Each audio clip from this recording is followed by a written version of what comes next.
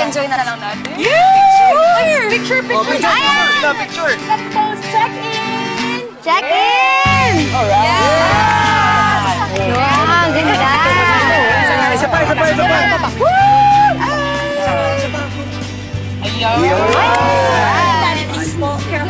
Later! Wow! You like the red? Wow, ayan o. Thank you. Yes! Thank you. Pakisabi nga pala, salamat ha. By the way, sino nga palang owner nito resort na to? Ang ganda-ganda na resort. Laki ah! Ang yaman ng may-ari. Oo, meron pa dito sa taas. Oo, ang dami. Tsaka talagang parang private na private siya. Parang, diba? Parang kailangan. Pwedeng mag-ano? Welcome sa aking resort. Actually, isa sa mga resorts. Pasensya nyo na, medyo hindi kalakihan eh. Lang eh. Actually, nakikita nyo yung island na yun. Binibili ko pa yon. Medyo nagtatalo pa kami ng mga Malaysians, pero maayos na rin namin transaction. Teka nga. So, kasi sabi mo, ikaw yung may-ari ng resort na to. Ka nalang maingay, kasi nakakahiya naman. Baka sabihin na yabang-yabang. Kuya Henry, anyari? Ba't di tayo nakabook? Pasensya na, Happy. Si Boss Beo kasi nagpahanap sa akin ng magandang resort. Oh, nagtanong ako kay Bob. Ito yung na-refer niya. Hindi ko naman alam na park owner siya dito eh. Guys, don't worry. Dito meron kayong privacy. Actually, nakikita niyo yung mga yan. Lahat yan. Lahat yan mayayaman yan. So, hindi basta-basta makakapasok dito. Saka, meron akong dito mga bisita nga na kakilala ninyo eh. Yung isang bisita ko, kakilala mo yun, Juan. Kilala ko. Oo, kaklose mo yun. Sino? Ayan siya, oh.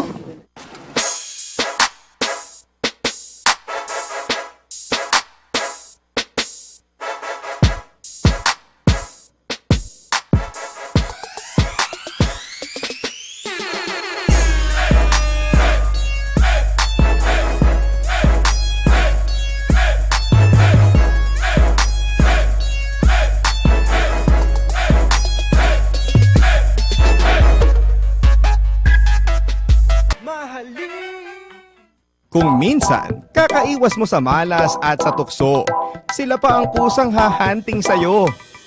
Hay! Di pa man nagsisimula ang outing, mukhang may basag trip ng parating. Kapit lang Juan at Happy, huwag kayong pakabog sa babaeng may aalog-alog. Ay, nakakalog! Happy!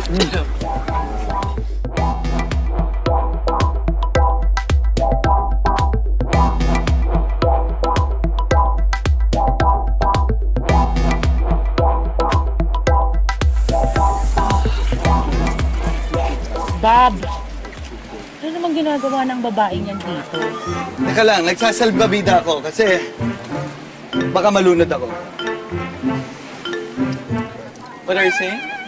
Anong ginagawa ng babaeng yan dito?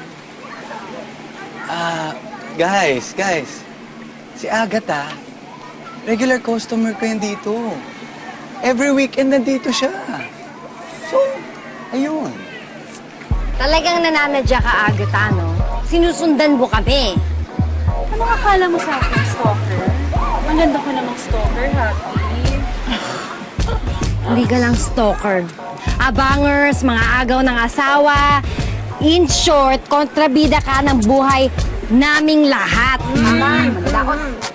Well, wala akong magagawa kung yan ang iniisip ko sa akin. Hindi na rin naman ako surprise yun nandito ka. Dahil pareho naman tayo ng taste. Anyway, enjoy your